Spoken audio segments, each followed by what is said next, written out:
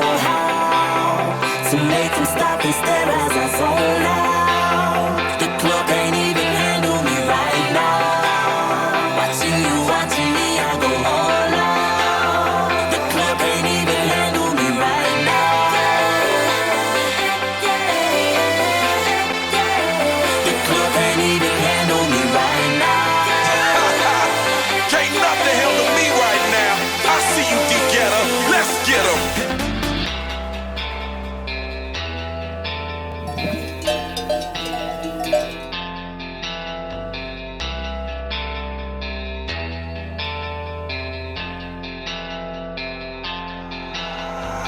On the night and I don't need no help. Gotta be the feeling that Scarface fell. Started going wild, can't handle this player. Like for the club, arrogant like yeah.